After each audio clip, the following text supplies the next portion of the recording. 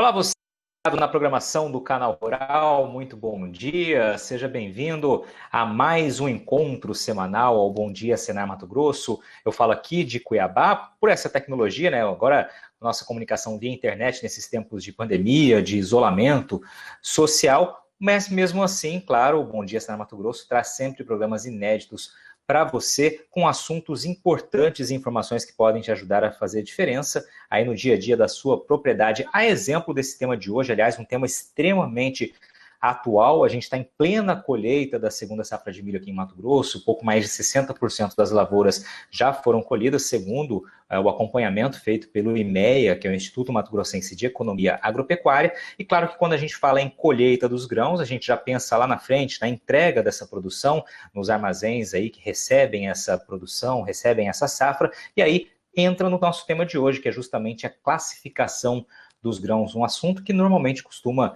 gerar polêmica, certas discordâncias entre entregadores, né, os vendedores dessa produção, os agricultores propriamente dito, e claro, algumas empresas compradoras. É um tema que recorrentemente gera certa polêmica aqui em Mato Grosso, e hoje a gente vai tratar um pouquinho desse tema. Para isso eu já trago a nossa convidada de hoje, Tânia Regina de Oliveira, que é engenheira agrônoma, é instrutora credenciada junto ao Senar Mato Grosso e, claro, entende muito desse tema, por isso vai dividir um pouquinho desse conhecimento com a gente. Tânia, primeiramente, seja bem-vinda, muito bom dia, é um prazer recebê-la pela primeira vez aqui com Bom Dia Senar Mato Grosso. Tudo bem contigo? Bom dia, Patrone, bom dia a todos os telespectadores, é um prazer estar aqui com vocês nesta manhã, poder compartilhar um pouquinho do conhecimento aí com o pessoal também que está nos ouvindo, né, ligadinho no programa de toda quarta-feira aí, e que a gente possa contribuir o máximo possível aí durante esse pouco tempo com quem está aí ligadinho no programa, né?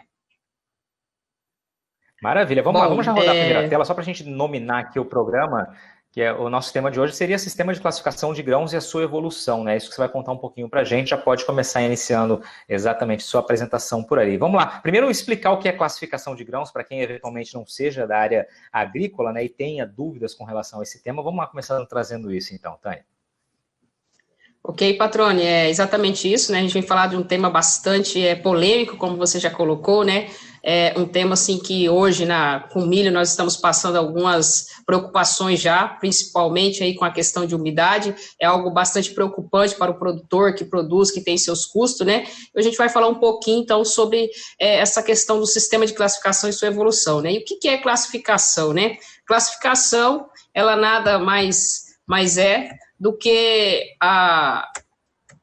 o sistema nosso que nós temos determinar as qualidades intrínseca e extrínseca, né? O que é essas qualidades intrínseca e extrínseca? É importante também relatar que o que é intrínseca? Intrínseca é que o produto já vem geneticamente, cor, forma, isso daí já vem geneticamente a qualidade intrínseca. E a extrínseca são pós-plantio, seria grãos fermentados, ardido, matérias extra impureza, o que vai ocorrer posteriormente. Tudo isso na base, ou seja, dentro do nosso padrão oficial de classificação, que faz com que nós tenhamos, ou seja, aí o reconhecimento dessas avarias e dessas qualidades, ou seja, intrínsecas aí, que são as cores, porque no exemplo da soja, amarela, preta, marrom, ou milho branco, milho amarelo, né, todos são exatamente isso.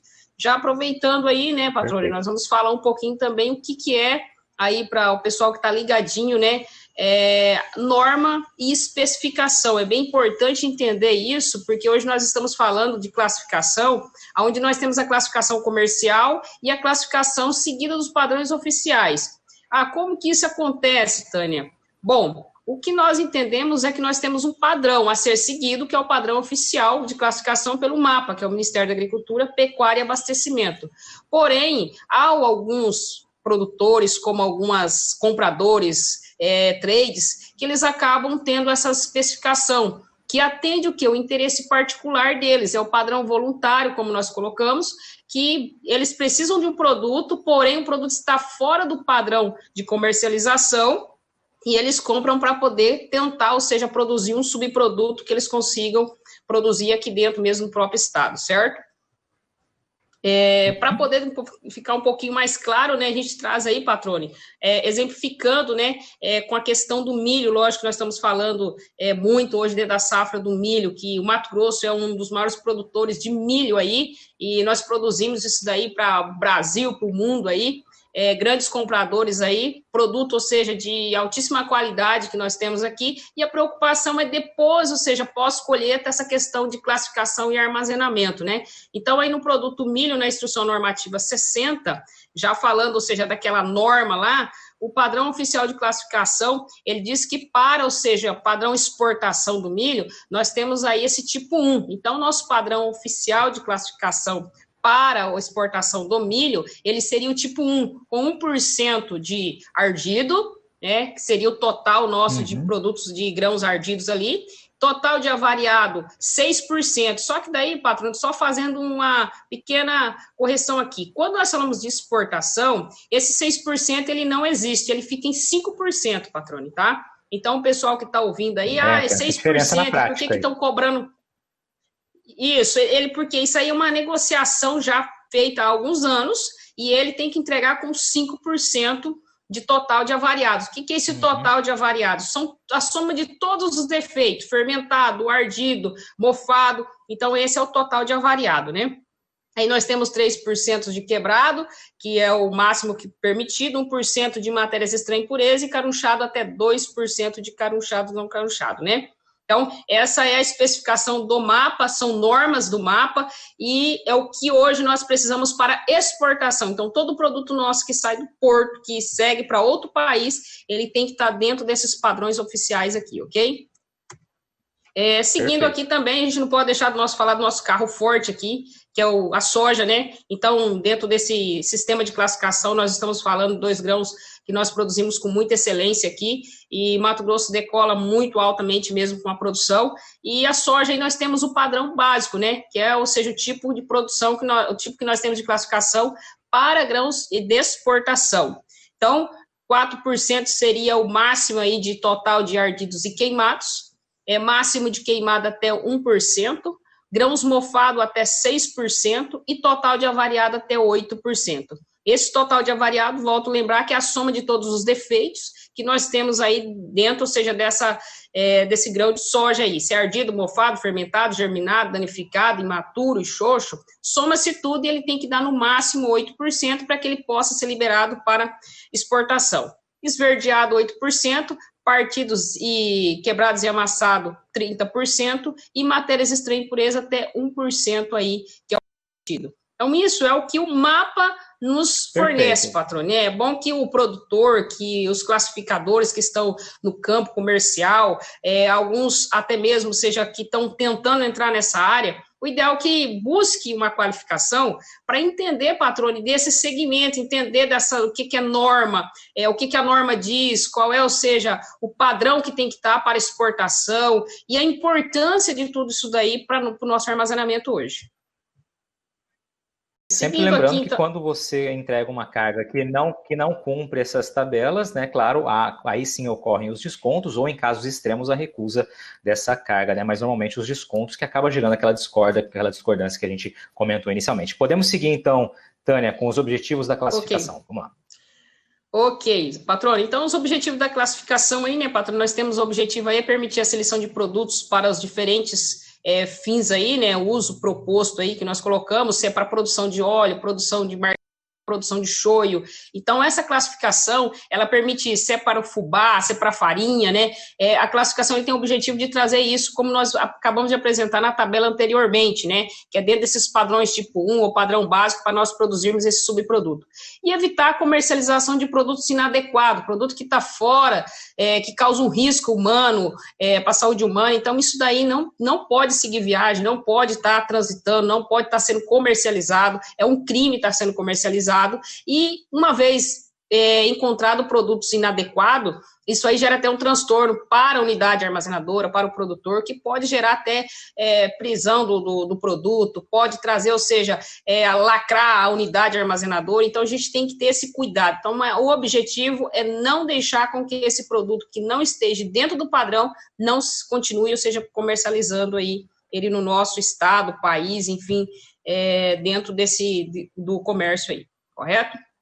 Bom, e aqui, patrone, acho que é algo bacana, bem importante, que eu acho, como eu sempre digo para os meus alunos, sempre digo para o pessoal aí, para produtores e unidades armazenadoras, a gente tem caminhado nesse Mato Grosso, 141 municípios aí, a gente sempre aponta para eles que o procedimento da classificação, ela é, ou seja, o sucesso. Por que ela é o sucesso? 70% hoje da classificação, ela está dentro do procedimento. A partir do momento que eu faço passo a passo de forma correta, eu consigo ter sucesso aí na identificação dos defeitos. Porque posteriormente, patrônio, o que eu vou realizar? É bom que o pessoal entenda isso. Eu vou simplesmente levantar, apontar, ou seja, qual é a qualidade. Mas para que eu consiga fazer isso, eu tenho que ter, ou seja, um procedimento correto, é o que a gente vai apontar aqui agora, mostrar para o pessoal aí que está ligadinho no Bom Dia Senar, né? Então, o primeiro ponto aí é a amostragem, segundo seria a determinação de umidade, determinação de qualidade, onde eu vou medir os parâmetros aí qualitativos, interpretação de resultados, quantos por cento que eu tenho de avariado, de matéria estranha e impureza, ok? Seguindo aqui, quais são, seja então, a importância de tudo isso? Primeiramente, eu tenho que entender aqui que eu tenho que ter alguns equipamentos que somam para mim, que faz a diferença dentro da unidade armazenadora, seja ela uma trade, seja ela o produtor, seja ela lá numa fazenda, ou seja, pequeno, grande ou médio porte, independente, isso são equipamentos que são fundamentais o produtor hoje adquirir, tá? Então, primeiro ali nós falamos do homogeneizador e o segundo equipamento ali, o quarteador. Esses equipamentos, eles facilitam nossa vida e também evita distorções, evita uma certa preocupação com algum contato manual com a mão, diretamente ali manuseando com a mão. Então, isso vai facilitar muito. O homogeneizador, Perfeito. Ele é para homogeneizar todo o nosso produto que nós estamos retirando da carga. Então, nós vamos retirar um produto e vamos utilizar esse homogeneizador, onde ele vai fazer a mistura sem nós estarmos tocando ali a mão, levando, ou seja, causando algum impacto ali, tá? E o quarteador, onde ele vai dividir Perfeito. Todo esse processo aí. Perfeito. Tânia, vamos fazer uma breve pausa aqui. Muito legal esse primeiro bloco. A Tânia já trouxe várias informações importantes, esclarecendo, principalmente para aquelas pessoas que não conhecem desse assunto especificamente. Então, trouxe uma aula bem didática aqui do porquê é importante a classificação, como ela funciona, né, os padrões aí específicos para soja e para milho para atender às normas e também os padrões de exportação. A gente vai para um breve intervalo e rapidinho a gente volta para mostrar na prática como é que funciona, como é que tem que ser feita, seguindo a cartilha, seguindo as recomendações, essa classificação, esse processo. Daqui a pouquinho a gente volta aqui de Cuiabá. Este é o Bom Dia Senar Mato Grosso. Continue com a gente.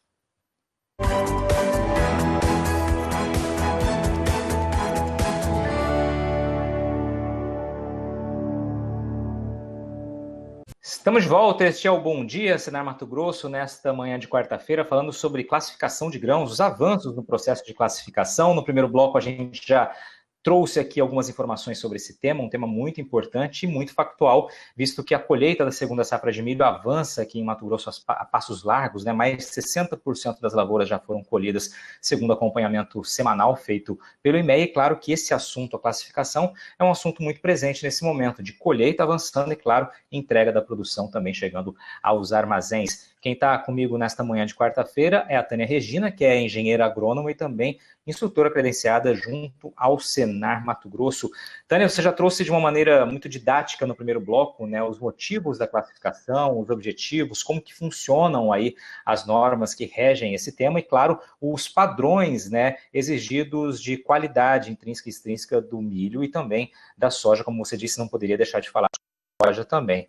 Vamos seguindo o que você vinha dizendo agora dos aparelhos, equipamentos utilizados. É muito importante falar sobre isso, inclusive sobre as tecnologias desses equipamentos, né? Cada vez vão avançando e, claro, exigindo que as empresas também passem a investir mais nesses equipamentos, porque eles buscam sempre a precisão. Por aí, né? Exatamente, patrone. Voltando aí, né? Vamos tocar aqui direto. Então, a gente já viu falando desses equipamentos e agora a gente vai falar sobre a recepção de grãos aí, que é uma das partes, ou seja, fundamentais também, né? A recepção desse grão, ou seja, o caminhão vai chegar, vai pesar, ele precisa, ou seja, saber, ou seja, a quantidade, ou seja, que nós temos aí hoje de peso aí, para que a gente consiga, então, fazer uma coleta, né, uma amostragem nesse caminhão. Conforme, ou seja, o Ministério da Agricultura, Pecuária e Abastecimento, nós temos aí um veículo com até 15 toneladas, nós temos que retirar, ou seja, fazer 5 pontos de amostragem uma carga. Um veículo com 15 a 30 toneladas, nós temos que fazer no mínimo 8 pontos aí de retirada dessa carga. E um veículo com 30 a 50 toneladas, nós temos que fazer no mínimo 11 pontos. Então, seria o quê? Perfurar essa carga 11 vezes aleatoriamente, em forma de zigue-zague ou W, aí, não seguir em forma linear, sempre aleatoriamente, para que essa amostra seja representativa a esse lote e a gente consiga ter aí em mãos um produto para que nós conseguimos, ou seja, identificar qual é, então, a qualidade desse produto que está sobre essa carga. E aí nós mostrando aqui, patrão, já aproveitando, como você falou, de equipamento, que é fundamental, importantíssimo que o produtor, que as trades, que as empresas classificadoras tenham isso, de fato, para que se torne mais fácil, se torne eficiente, eficaz, os amostradores, né? Então, nós temos aí o calador manual, é o mais utilizado hoje que nós temos por custo, né? Aí nós temos a sonda pneumática, que é amostrador automático aí, bem também visado e hoje muito bem-vindo, porque tem uma velocidade maior, a gente consegue fazer uma amostragem muito melhor, ter muito mais, um trabalho mais eficaz, uma eficiência fundamental, né? A gente tem uma imagem mostrando como é que é feito o processo de sugação, né, desses grãos. E ali ao lado esse manual, que é um pouco mais difícil. Se torna mais barato, equipamentos manual em torno de R$ 2.500 a R$ 3.000, e já equipamento desse, uma sonda pneumática, em torno dos R$ 60 mil hoje, mas com muito mais facilidade e trazendo mais qualidade ao produtor na sua amostra, né? Diante disso também, patrão, vale lembrar que quando nós saímos de lá com esse produto, nós temos uma amostra simples ali, e essa amostra simples nós vamos usar o homogeneizador para que ela se torne uma amostra composta, onde vai ter, ou seja, um pouco de produto de cada ponto que foi retirado anteriormente ali naquela carga, conforme nós apontamos por peso, por tonelada, certo? Depois de feito esse processo aqui, então segue essa imagem mostrando aí como é feito. Nós temos 2 bicas no homogeneizador, uma dessas bicas aí, ou seja, nós vamos pegar após feita a homogenização, retirar 3 quilos, seria cada pacotinho, 1 quilo em cada pacotinho, e esses 3 quilos são as amostras que vai seguir. Uma é a contraprova, que o produtor, que a trade, que a empresa classificadora deve ter, é uma amostra chamada de contraprova, caso haja uma contestação, essa amostra tem que estar, ou seja, de antemão, e ela tem que ter no mínimo 1 quilo, como o Ministério diz. E a outra amostra de trabalho, e a outra amostra que é da própria, que segue embora, que é do interessado, que segue no caminhão até o local onde será entregue o produto, certo? Seguindo, nós temos aí o nosso processo, então, após pegar essa amostra, ou seja, que nós temos a amostra de trabalho nossa, nós temos que levá-la direto para o nosso laboratório de classificação. E aí nós iniciamos o nosso processo de classificação. Conferimos se ela tem o peso no mínimo de 1 quilo, ela tendo, ou seja, conforme o Ministério diz, 1 quilo, nós então levamos ela para o quarteador, quarteamos ela, se for soja, o Ministério da Agricultura, Pecuária e Abastecimento, ele diz para nós que nós temos que ter no mínimo 125 gramas e no milho 250 gramas para iniciar o processo de classificação. Então, reduzimos esse 1 quilo para milho 250 gramas e, no caso de soja, para 125 gramas, ok?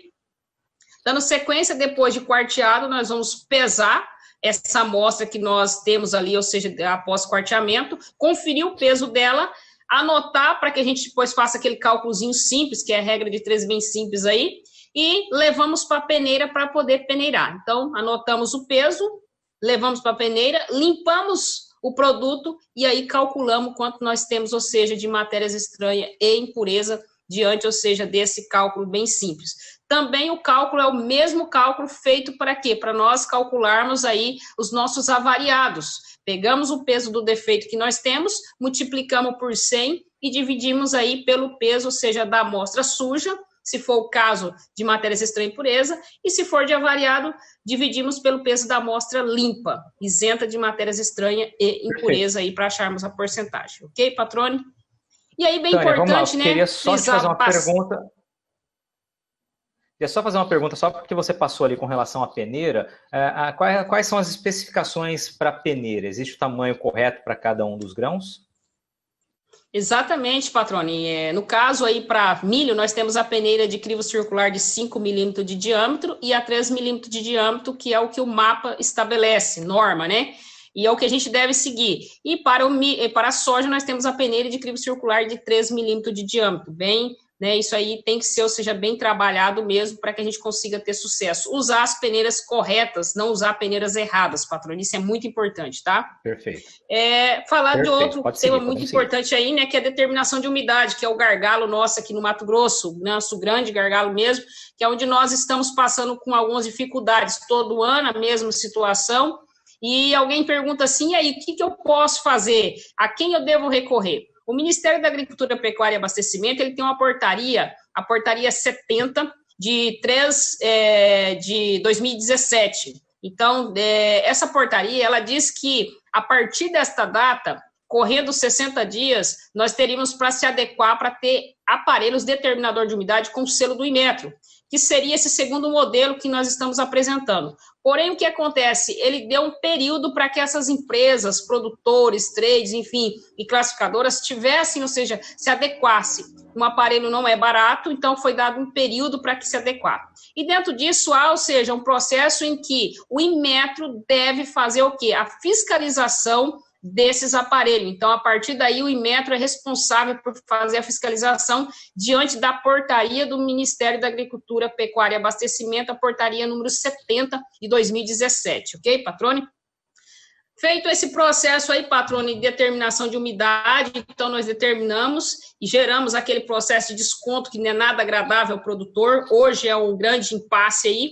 Depois de feito todo esse processo, nós vamos para a separação dos defeitos, aonde ali nós vamos, então, verificar, ou seja, quanto nós temos de fermentado, ardido, mofado, e se tem matérias estranhas, impureza, nós vamos também já ter visto antes do processo de limpeza, né? Limpamos para que nós possamos determinar a umidade, produto só determina a umidade de produto limpo, e posteriormente nós separamos os defeitos para quantificar quantos por cento nós temos e verificar se vai haver desconto ou não também, né? É bem importante seguir os passo a passo para que a gente consiga ter um certo sucesso aí na classificação, Patrone. Perfeito, Tânia, perfeito. Eu queria aproveitar aqui a sua participação com a gente para perguntar para você, a gente está chegando no fim do programa, qual o grande recado que você deixa para os produtores, né? Vamos pensar o seguinte, você trouxe toda a orientação, explicou como deve ser feito todo o processo, né? O que manda o figurino, o que dizem as normas que regulamentam esse tópico, esse tema, e aí a gente tem, claro, os treinamentos oferecidos pelo próprio Senar, do qual você é instrutora, para os produtores. Qual o recado que você deixa? Por que é importante passar por um treinamento como esse, você sendo agricultor, você trabalhando numa propriedade? Qual que seria a estratégia de utilizar essas informações para quem está no campo e constantemente ou frequentemente, né, como a gente mencionou aqui no início do programa, pode haver aí uma discordância com a entrega da carga? Por que é importante ter esse conhecimento na tua avaliação?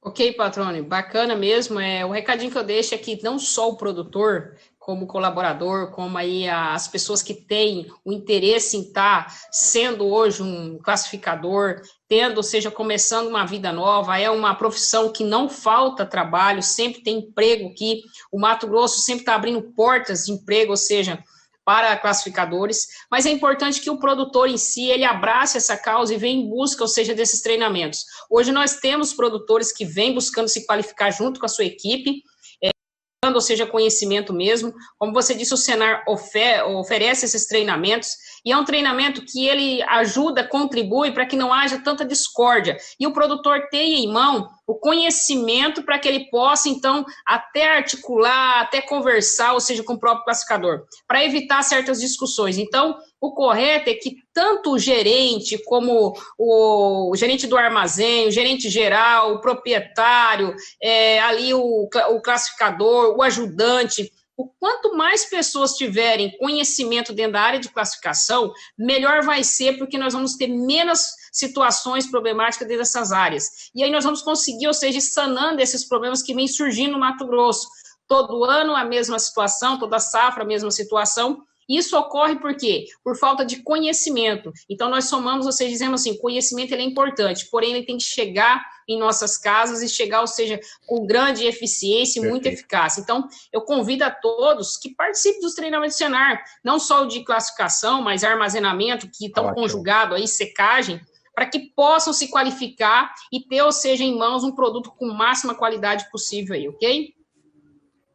Perfeito, Tânia, muitíssimo obrigado. Ótimo recado que você deixa aqui. Além da grande oportunidade de emprego, né, ou seja, você qualificando mão de obra, a oportunidade sempre aparece, especialmente em um estado eminentemente agrícola como Mato Grosso, é a região centro-oeste do país, não é diferente. Então, essa é uma das grandes oportunidades. E o conhecimento, né, você treinar a sua equipe, você ter seu time de colaboradores bem treinado, lembra que você pode, na hora de entregar essa produção lá no receptor, lá na unidade compradora, você pode encaminhar, né, o seu colaborador para que ele acompanhe essa classificação. Se tiver uma equipe, claro, bem treinada, a chance de ocorrer aí uma discordância, claro, cai muito, é muito menor. Tânia, muitíssimo obrigado pela sua participação aqui nessa manhã de quarta-feira e obrigado a você que nos acompanhou pela sua casa, pela sua internet, pelo seu celular, pela sua televisão. Esse foi o Bom Dia, Senar Mato Grosso. Uma excelente quarta-feira para você. Bem, abraço.